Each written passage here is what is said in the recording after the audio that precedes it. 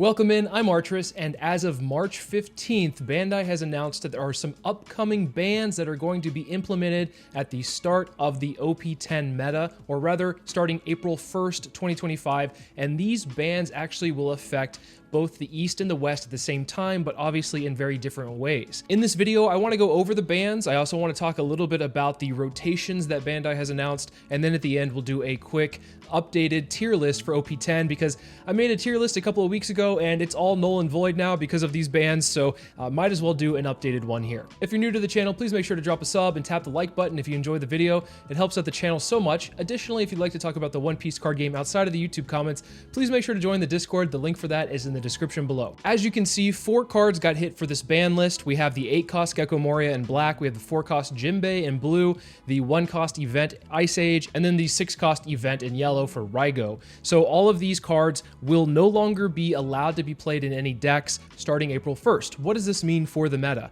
Overall, it changes how things are played out quite differently here.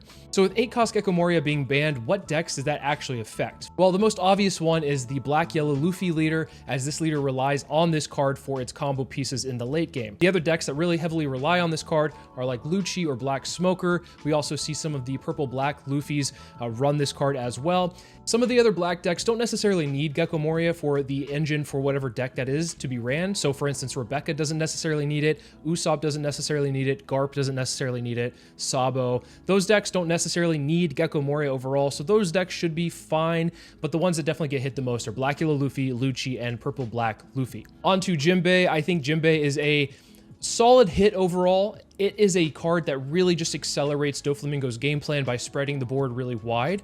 And so by hitting Jinbei, it's a lot harder for Doflamingo to consistently have a board full of 5 characters. I don't think that Doflamingo is necessarily going to be dead after this hit, but it will be in a spot where it might go back to more of a control variant that we saw in the 8.5 meta.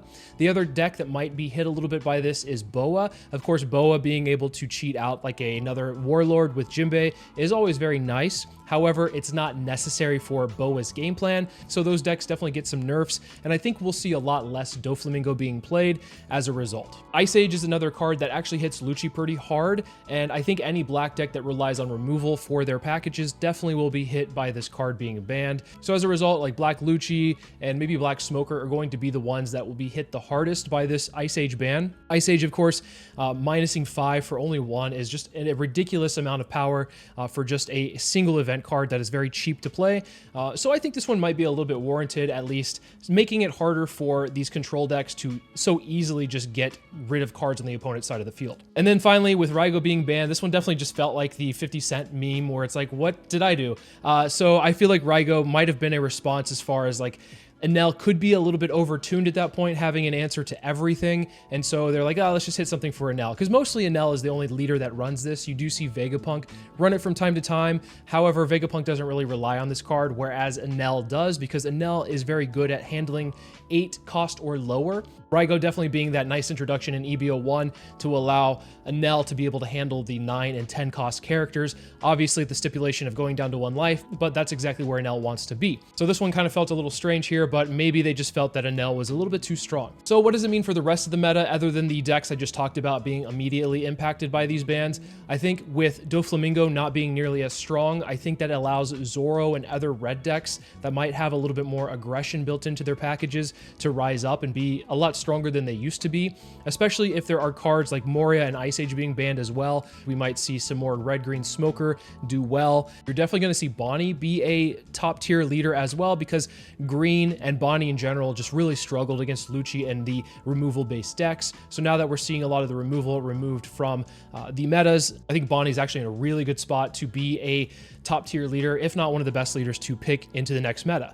This actually means decks like Purple Luffy could actually struggle a little bit, because we're going to see Zoro rise up. We'll see Bonney be a little bit better as well. And so I think Purple Luffy could be still a strong deck overall, but consequentially also kind of hit in a way because of these nerfs here. Not saying that Purple Luffy had its great time against Doflamingo or Moria-based decks, But that being said, you'll have to look at what else is going to be rising up and doing well. There's also an argument now that black is pretty much neutered at this point. What black deck is there to play? And I think that Teach obviously is what people are immediately gravitating towards. And I think that's a good choice overall. However, what we will see with decks like Zoro or PRB Sanji and even the starter deck 21 Luffy, those decks could rise up as well. And that is a really hard time for Teach to deal with red aggression. You can also argue that Shanks could build a little bit more aggressively, although I'm not sure if I'll see that per se. I think we might see Shanks in two avenues, either like a Straw Hat build or a more control like a red Lucci build. Regardless, we'll also see Shanks be a clear victor out of these ban lists. And then to touch on one other thing that Bandai announced, we have new block rotations, and I think that this is actually a very healthy thing for the game. I know a lot of the community is kind of at arms right now, saying that it's really an awful thing that this is going on, like Bandai is definitely being greedy and that you're gonna have to buy a lot more cards, but that's not necessarily the case here. I think it actually is going to be more so a healthy environment overall when you are introducing a rotation to a game, because what that means is that newer players can easily join that game and not necessarily have to worry about cards all the way back in OP-10 and have to build decks from cards that they no longer can access. So it keeps metas fresh, and it also helps newer players get into the game. And this kind of speaks that Bandai sees One Piece as a game that has longevity, which is very good for us in the community to have this confidence from Bandai to introduce this system. But what does this rotation system mean? Overall, what you'll see is in the bottom right of a card, there is a indication, as you can see on the screen, where there's like a 1, a 2, a 3, and like a devil fruit. And based off of the block rotations, that is what set we'll be using. So from here on out, it'll be like block numbers 1, 2, 3. So as you can see in block rotation 1, OP-01 through OP-04 is legal. In block rotation 2, we have OP-05 to OP-08, and then block rotation 3, OP-09 to OP-12. So once we get to a certain time, then some of the cards within those sets will no longer be legal in what is considered like a more standard version of the game. There will be kind of like the comparison is legacy in Magic the Gathering, where you can play with cards from older sets, and there will be tournaments based off of those. There's going to be tournaments based off of the current rotation, which I think is, as you can see on the screen right now, standard regular tournaments. And then we will also see more of like a legacy kind of tournament where you can play with cards and leaders from all sets, including the earlier sets that won't be legal in the standard regulation tournament. Once again, I feel like this is very healthy for the environment. I think over time we'll see that this is probably going to keep a lot of the power creep that we've been noticing from happening as frequently, because what Bandai currently has to do is make cards very strong in order to kind of rotate other cards out. And if you have a rotation where you don't need to do that, it allows for more creative game developer strategies to really be implemented and shine through. So yes, while it does suck that some of our favorite leaders, mine in particularly Rebecca from OP-04, won't be legal for the entirety of this game, it's still fine because we're going to have plenty of new cards to play with. You can also go back to those extra regulation tournaments and play those if you so choose. And then finally, let's talk about the new tier list from OP-10, because the one that I made a few weeks ago, just throw that out the window because it doesn't apply anymore. Now that we've seen Moria, Ice Age, Jinbei, and Raigo hit, let's kind of take a look at what we have here and then move things around accordingly. What you're looking at right now is what I had put at the OP-10 list without these bans, and so it's going to be probably a relatively easy move around for some of these decks. Since they are still relatively at the same power level, we just see some things nerfed in some cases. So right off the bat, Doflamingo I think will still be a strong leader. He's not going to be an S tier leader per se. He's not going to have the same aggression, and I think we'll see him move more towards a control style variant where you have like the 9-cost Mihawk and maybe even the 10-cost Kaidos thrown into the deck. Like I said at the beginning of the video, very similar to the 8.5 meta. That being said, I think he's definitely still a strong deck and have the consistency at the same level as he currently has, obviously without just spitting bodies out for nothing. So I'm going to still keep him in a strong tier. We're going to move him at the bottom of A event topping. As a reminder, the S tier decks are ones that I consider to be ones that will consistently be winners or maybe in the top 8. The A event topping deck list will be ones that I can see in the top 16 consecutively or very consistently at least. B being a competitive tier list would be like top 32, maybe top 64 deck list. The C plus rogue tier are decks that I think have a lot of potential to do well in a very big tournament, but it just needs the correct pilot, the correct build, and maybe those haven't been solved quite yet. And then of course C, leave it at locals, definitely wouldn't take this to a bigger tournament.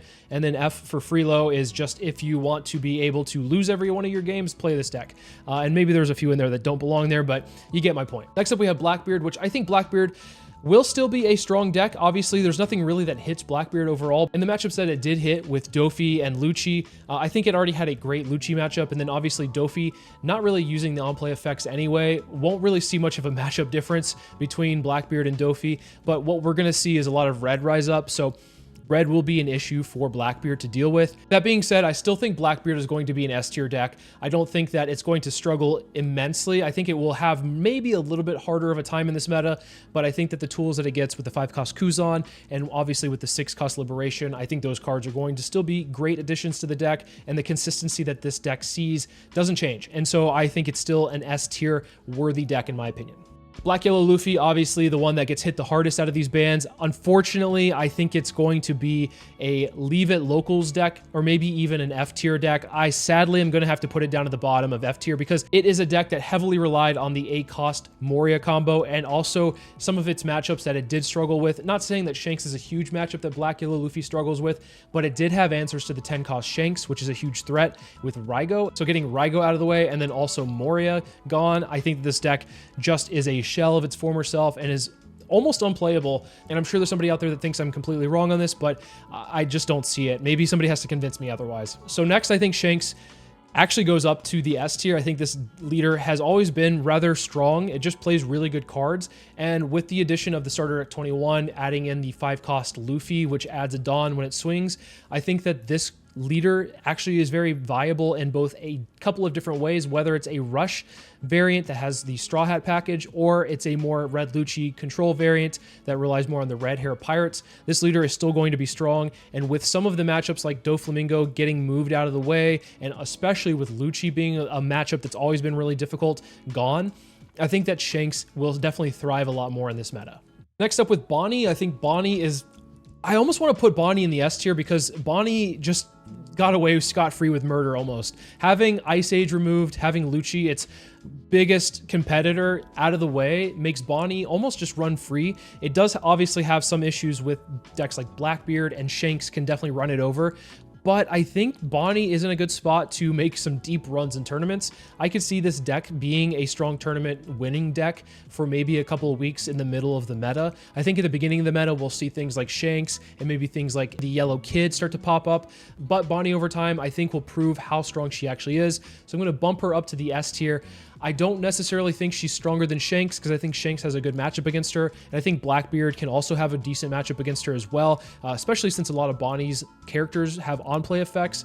But regardless, I think that she's still a very strong leader and deserves to be in the S tier. Purple Luffy is going to have maybe a little bit of an issue here if we see a lot of red Zoro pop up. So I'm going to leave Luffy here in the A tier. Very consistent, strong leader. When you see the perfect purple curve, you're almost unbeatable. But I am a little bit worried about the aggression that will start popping up a little bit. Obviously, when you have decks like Doflamingo not going as wide, I think that that matchup becomes a lot easier for Purple Luffy. Hence why I think it's above Doflamingo as of right now.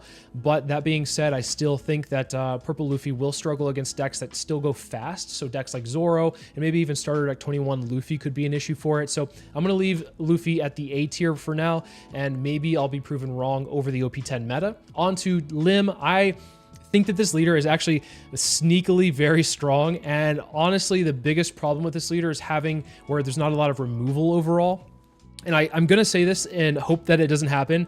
I think Lim has even more of an opportunity to run the 10-cost Kaido and Linlin, and that card is incredibly scary in a meta that doesn't have easy removal like Raigo or the Ice Age to answer it as soon as it comes out. So things like Zoro, the 9-cost Zoro, are going to run away in this deck.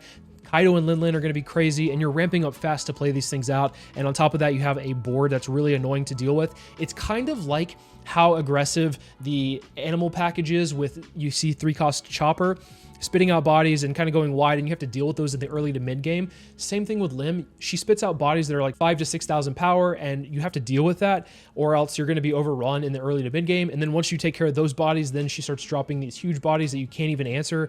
I think Lim is going to be a little bit of a terror here. And I know this is kind of probably a little bit of a controversial take, but I am actually putting her in the S tier. I think that she's going to be very strong. And now that a lot of her things can't be answered as easily, I don't know what's going to be stopping her other than maybe the on-play effects that Teach has, maybe some aggression from Shanks, of course, and then Bonney just being a generally good control deck in green might have a decent time against this deck, but I think Lim will be absolutely a menace against everything else. Usopp is definitely one that gets inadvertently hurt by these bans. Usopp has a great Doflamingo matchup, and then on top of that has decent matchups against some of the decks like Lucci that it was going against that just got hit. So I think that Usopp is still a good deck, don't get me wrong, but I think he's probably around the A tier still, maybe a little bit lower because of the decks that will rise up in power. So we're going to leave him in the A tier, and then we might move some stuff up above him once we kind of go through the rest of this tier list. Lucci, I think, is definitely still going to be a viable black deck. I don't think he's completely gone with this hit. I think he's going to be a competitive deck, so I would be very amiss to say he's anything less than competitive still. It's just very wrong to think that even though Ice Age and Moria are gone, that Lucci is, you know, completely out of the picture. And we've seen Lucci get hit with like 3 bans at this point, with the stage, with Moria, and then Ice Age, but he's still around, still doing his stuff. You can still play Tempest Kick, and you can move in some other cost reducers, even put 4-cost Kuzan back in the deck if you so choose. So I think he'll still be a competitive deck, probably your best mono black deck to choose. Maybe even Smoker. Let's talk about Smoker really quick. Smoker actually might be a slightly better option here. So I actually think Smoker could be, because Smoker runs Tashigi and gets the full effect of Tashigi, might be in a slightly more advantageous spot than Lucci. It definitely has a lot more consistency, and it has a good Blackbeard matchup. So with those things in mind, I think that Smoker and Lucci are still very competitive, not necessarily out of the game quite yet, and I think that they are still something to be worried about, but obviously a lot less worried about than we would have been without these bans. Yellow Kid is still a strong deck overall. Nothing really changed with it. Nothing that got hit hurts it, and everything that got hit actually makes this a little bit better of a leader overall, because while Yellow just wants to build up bodies and gain advantage by healing and then amassing a huge board over time, and Kid does that very well. And if you can't remove bodies as easily with like the Ice Age into something that KOs something, then I think Yellow Kid will be a very competitive deck still at the top of competitive. I would almost argue that he's probably an event-topping deck, at least in the start of the meta. What we'll probably see is that this kid will have a lot of fair amount of play to where it's in the top decks over time. But I think once people figure out the meta and get things going, that it might start to fall off a little bit. So I'm going to put him in the A tier, but he's probably going to fall to the B tier over time.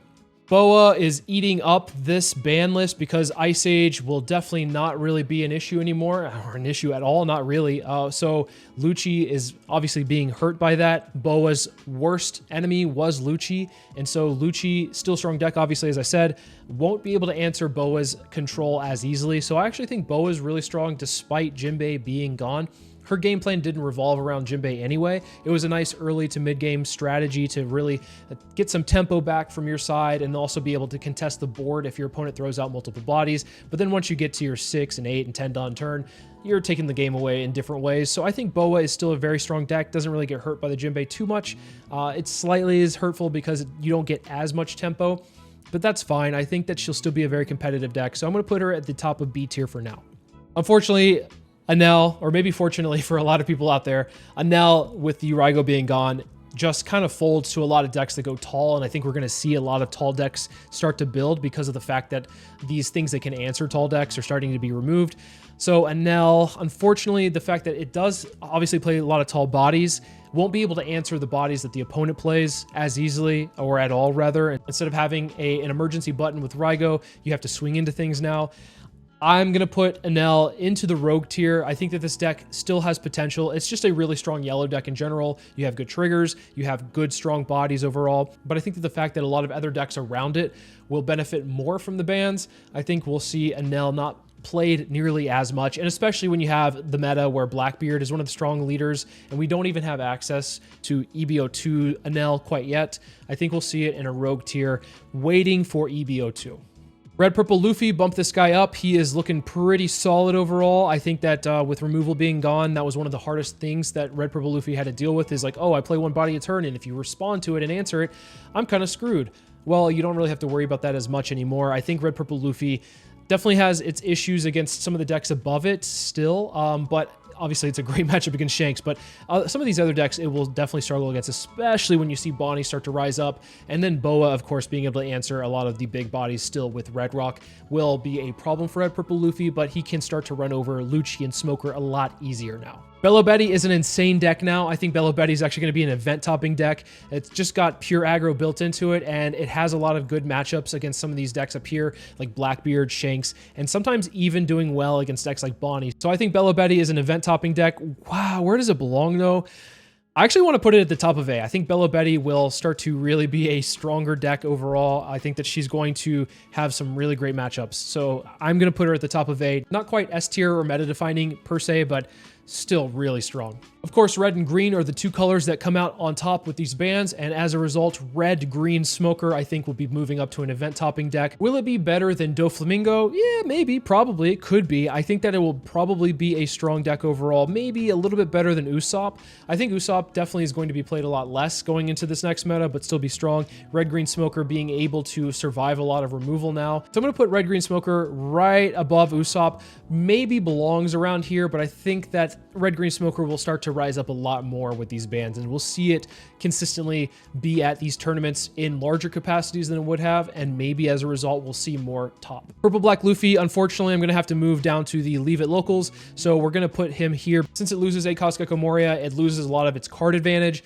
I think even though it has Gum Gum Giant, which a lot of people were asking to be banned, it doesn't really quite matter as much if you don't have a strong 8 Dawn turn plan, and Moria was definitely that play for them, being able to bring out a Frankie and then a Searcher, so you draw 2 and then also search off of it. You're just getting a huge hand size. I don't think it's going to have nearly as much strength as it did before. There's probably going to be some builds that I'm not thinking of right now, but I think that right now we'll leave it at locals. Marco's still a competitive deck to me. I think that it might actually have a little bit better of a chance overall with having more of a removal-based build. And you can, in this deck, run Sanji, the 9-cost Sanji, which we have seen start to be a very strong card in the East with blue-purple Luffy. I think blue-red Marco is the only other leader that can really take advantage of the 9-cost Sanji. And now that you can spit out 2 bodies pretty easily and not have to worry about both of them being gone in the same turn, I think Marco is in a very strong spot. I don't know if he's better than some of these decks per se. I'm going to keep probably Smoker and Lucci at the bottom of the competitive tier. I think that they're still decent. So we're going to move Marco slightly above these guys.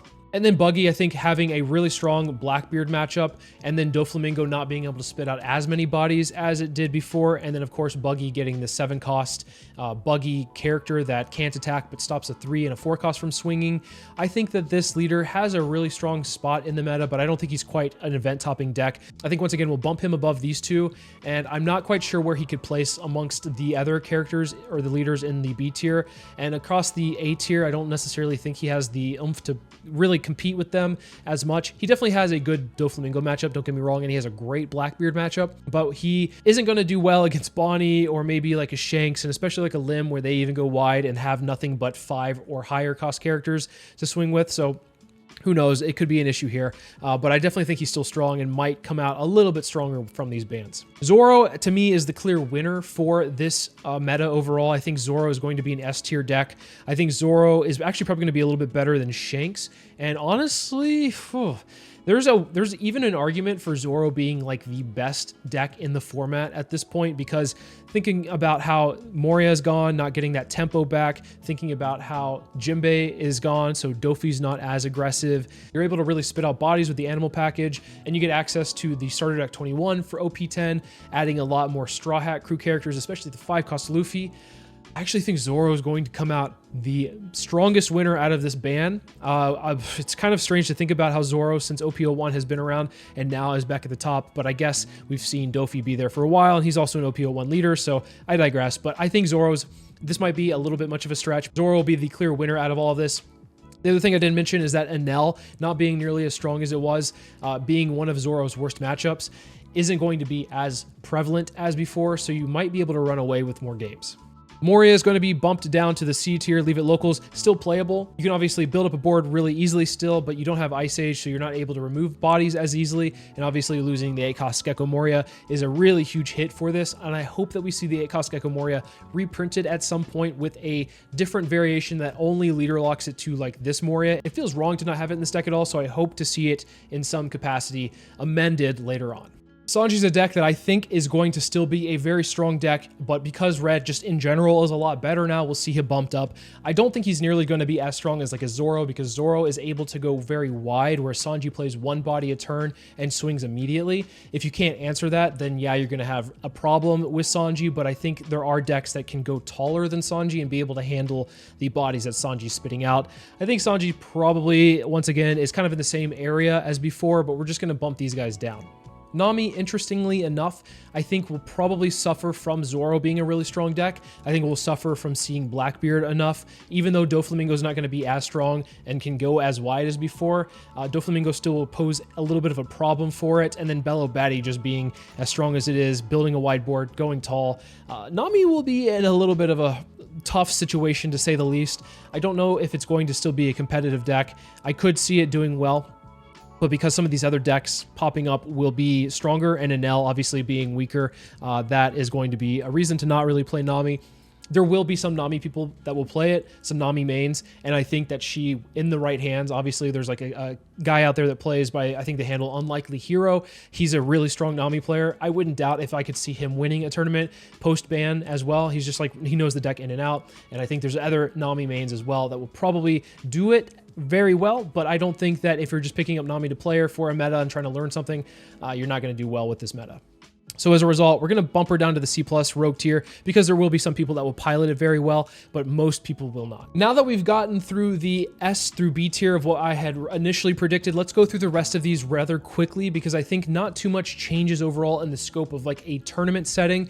We will see some of these decks though rise up a little bit more, and so let's go through them really quickly. I think we're going to see green purple Doflamingo be in the same tier as before. I don't think it's an amazing deck. It's a very consistent, solid deck and can win games against a lot of the meta, but it's going to have a tough time against, I think, all these top decks up here. So let's keep Doflamingo in the C+ rogue tier.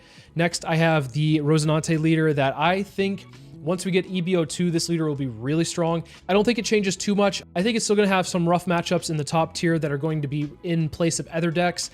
I think once we get into EBO2, we'll see this deck really shine and become a very strong leader. This one's definitely a cope pick for me, so bear with me on this. The first thing I thought about when I saw the bans was that Rebecca will likely be the premier removal deck now that Lucci and Smoker are kind of out of the way. So why does Rebecca actually become better, in my opinion? I think Rebecca's biggest problem was going against decks like Lucci that had removal, but then could also swing, having tempo along the way. So Lucci is almost like an auto loss against Rebecca. So now that Lucci has a lot harder of a time answering bodies, I think that Rebecca will actually be in a better spot. I think also, since Doflamingo isn't going as wide as quickly as before, Rebecca has time to catch up, and especially when you have the 4-cost Zoro that is added in OP-10, makes it a lot easier to deal with Doflamingo. I think that Rebecca has always been a red and almost like a green slayer in some ways. So back in the OP-04 meta, I think that Rebecca was definitely known for beating the Newgates, the red-green laws, and the Zoros of the time. Now, we've seen that I think Zoro is a great deck and will be the best deck in the format. I think that Rebecca can build against it and actually do very well against Zoro and kind of handle a lot of these aggressive decks in a way that maybe Lucci and Smoker can no longer do. Finally, I think that if you are running a variant that runs the 10-cost Kuzan in Rebecca, you will definitely see your win rate do well against decks like Bonney and Lim. So I am putting Rebecca at the near top of event topping. I know this is cope, and there's probably people out there saying you've made Rebecca, this is why you're putting her here, but I'm trying to be as honest as possible with my feelings as far as decks that I really like go, and I've put Rebecca in the rogue tier for this set initially because I thought that maybe with some of the Dressrosa additions she'd be strong, but she's not going to have a great time against decks like Doflamingo and Lucci. And now that those decks are kind of out of the way, or pretty much out of the way, I think that she's going to do very well. Like I said, she's going to be one of the best removal decks now that we see Lucci and Smoker kind of gone. She doesn't rely on Ice Age. She didn't rely on Moria. In fact, I think the only like big drops that she ran were like 10-cost Kuzans, if that. And you don't have to build it that way. But I think that Rebecca will definitely be strong going into this new OP-10 meta. Green Yellow Law, I think, belongs in the rogue tier still. It's good. Don't get me wrong. I think it's a really good deck. I think that now that we see less removal, it will have a chance to shine. I don't know if it's going to be in the competitive tier yet because I think we need the right pilot and the right build overall. You're definitely, in my opinion, building more of an aggressive style, so you're not necessarily going for as many of the 8-cost kid plays. Still think it belongs in the deck, but I think that you might want to go more of an aggressive variant with the 3-cost Zoro from the yellow one that we just got, and I think because of that, green-yellow Law has a lot of potential here, but I don't know if he's quite a competitive deck yet. We need some of the best pilots out there to give it a shot. I think Katakuri is going to actually struggle a little bit, obviously with, decks like Lucci and Doffy being nerfed. You could have a decent chance with Katakuri, but with my prediction being that we'll see a lot more aggression in the meta, Katakuri, even though it is an aggressive deck at its nature, doesn't do well against other aggressive decks. Same thing with Big Mom, kind of the same playstyle as Katakuri, obviously not swinging as hard, but you're able to at least stack some life towards the end game. Kind of is in the same boat, so I'm going to leave these two in the same spot. I do think that Carrot becomes a lot stronger. Green decks definitely will be a good choice to go forward, and if Bonney's not quite your flavor, then I think that maybe Carrot could be, because Carrot's still a control deck, but plays slightly differently and almost in a more aggressive way, really taking advantage of the Mink package overall and the ability to rest any 5 costs, and so locking down the board is kind of an easy thing for Carrot to do. So I think Carrot's actually in a pretty solid spot. We'll put her up here. We'll bump her from the rogue tier to the competitive tier. I think that she is not necessarily as strong as Bonney being the best green leader by far, but Carrot is not too close far behind. I think Red Purple Kid gets bumped up a little bit. I think he's pretty strong. And maybe same thing with Red Purple Sugar. I think that she actually is a decent deck overall, but I don't necessarily see these doing too well in a big tournament. I think that Foxy is always going to be kind of like a rogue tier deck, one that will pop up whenever a certain meta starts to arise. The main reason you'd want to run this leader is to be able to counter Doflamingo, but now that Doflamingo is not nearly as strong, I don't see Purple Foxy being played as much. I still think he's a strong deck, so we'll leave him in the rogue tier. I think Queen probably belongs in the rogue tier just because of the fact that it needs to be, I think, played around with a little bit more with the bans. Who knows? Queen might actually start to be a decent deck overall. I think it needs a little testing and a good pilot. I think Vegapunk actually might be a good call in response to some of the aggro, because I think Vegapunk does aggro very well, and along the way being able to remove aggressive bodies with characters like Nami or the 5-cost Luffy, Vegapunk could actually be in a decent spot, maybe not nearly as low in the rogue tier, but to be honest, anything like rogue tier and below, the actual area in which they're located doesn't necessarily mean that they're stronger than one or the other. So I think Vegapunk belongs in this tier still. Unfortunately, Perona is going to go down to the Leave It Locals. The main reason is that Ice Age being gone hurts a lot of its potential to be able to KO rested bodies, at least easily. So we're going to put Perona in the C tier. And then Reiju, I think Reiju is just kind of the same spot, didn't change too much. I think that it'll be okay with where it's at. It has some consistency issues, but it did get a new searcher in OP-10, making it a little bit easier to find stage. But regardless, I think that Reiju doesn't change too much overall. And if you see decks like Bonney really at the top, then I would not want to play this deck.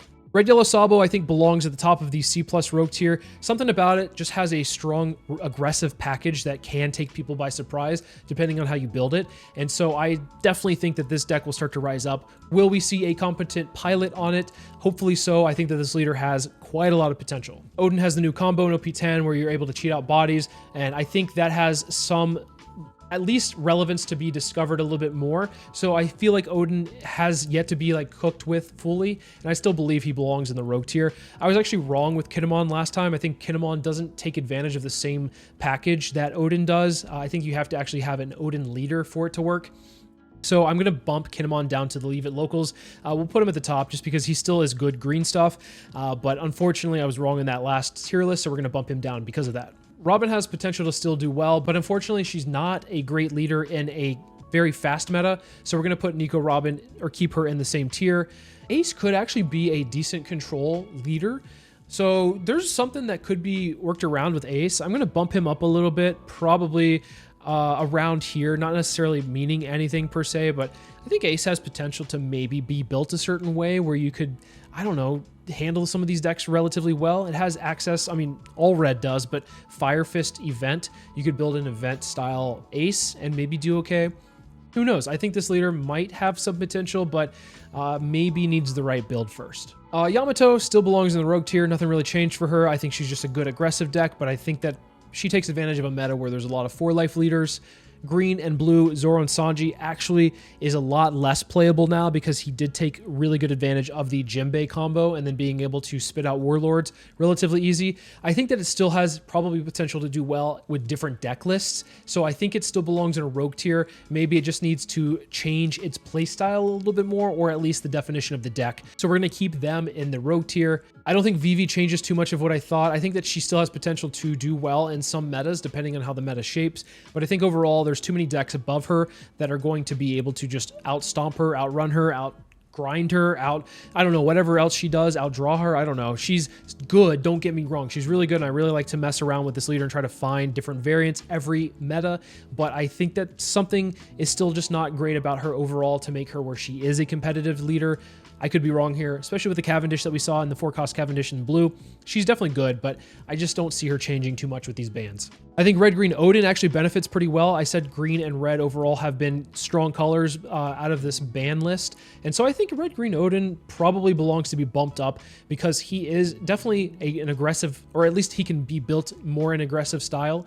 And I think that leaders that can go fast would definitely benefit in this meta. So I'll put Odin probably at the top of Rogue, maybe around Sabo. I think Nami might be a little bit below. So I think these are probably decks that people should tinker with a little bit more and maybe do well in this meta. Iceberg and red, green, Garp kind of stay the same. I still think that there's potential for people to do well with this, but overall, probably not very strong. Let's go on to see Leave It Locals really quickly and see if there's anything that really changes here. I'm not going to move anything down, but we'll see if anything bumps up. Red, purple, Uta isn't fast. It just goes tall, quicker. It's not going to be that kind of meta per se. I think that if Zoro is going to be a well-represented deck, then Uta is going to have a hard time. Caesar Khan just still awful. Sorry, guys. Then Kaido, I think Kaido's still the same. Blue, purple, Croc doesn't really change too much. I think that it does lose access to, obviously, Jinbei if you were running the Warlord package, because you could, but I don't think many people did. Kind of stays the same here. I think Uta actually could be a rogue tier deck. I don't think she's a Leave It Locals. She's pretty strong, and I definitely recognize that nothing really changed for her, and actually she might be in a better position. So I'm going to put her at the actually top of C+ rogue tier with these removal decks being kind of taken out of the picture here. She can go wide. She can do a lot of different things here. She's kind of an aggressive variant of green. So I do see Uta doing decent in this meta. I think Kid's kind of in the same boat, but I don't necessarily see Kid as like a premier green leader anymore, especially on the aggressive variant. You could build a film package. You could just go like all in like 50 events kind of thing, but I don't know. I feel like it doesn't really change too much. So we're going to leave Kid here. Red, green, Chopper being a red and green leader, but going very wide, very fast. Actually could be a decent pick to play overall. So I'm going to put Chopper at the top of C+ rogue tier. I think these 4 leaders are ones to look out for. I also think that Newgate could be back in some capacity, actually. Believe it or not, Newgate could be back, and that's actually wild to think about. He has a great Blackbeard matchup. I think that he might have a rough Shanks and Bonney matchup. And Zoro definitely knows how to poke him down, but I don't know. I kind of want to see Whitebeard back in some way. He might be a deck that people could cook with, so we'll bump him up. And then after Law, kind of just looking very quickly over the other leaders that we have along here.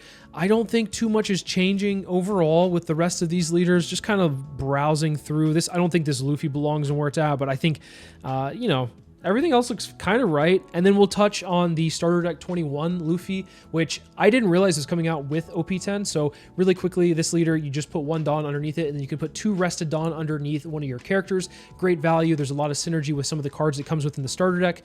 I think that this is actually a very strong deck overall. I can see it being in a competitive tier, maybe around the area of Sanji. In a way, it kind of reminds me of the starter deck 1 Luffy, but I think it's just better. I think that it does have some new cards like the 4-cost Zoro that gets rushed when you put 2 Dawn underneath it, but it also has the text that if you KO it, that you're able to replace it with a body that's 6,000 power or less. So I think starter deck Luffy has potential to do really well. I've been messing around with a list that I find to be somewhat decent, and we'll talk about it probably later this week.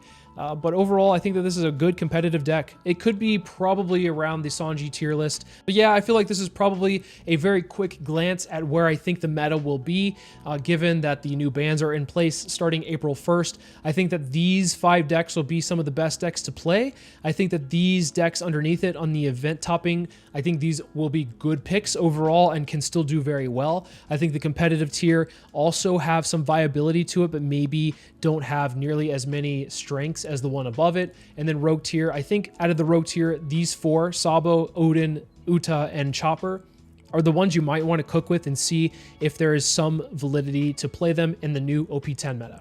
In the comments below, let me know what you guys think about the ban list and also the tier list overall. Where do you think the meta will be for the OP-10 meta? All I ask is just keep it respectful if you do share your opinion. Super excited with this. I think that it's very interesting that we're getting something new, so hopefully it goes well for everybody. But anyways, as always, thank you guys so much for watching, and I'll see you in the next video.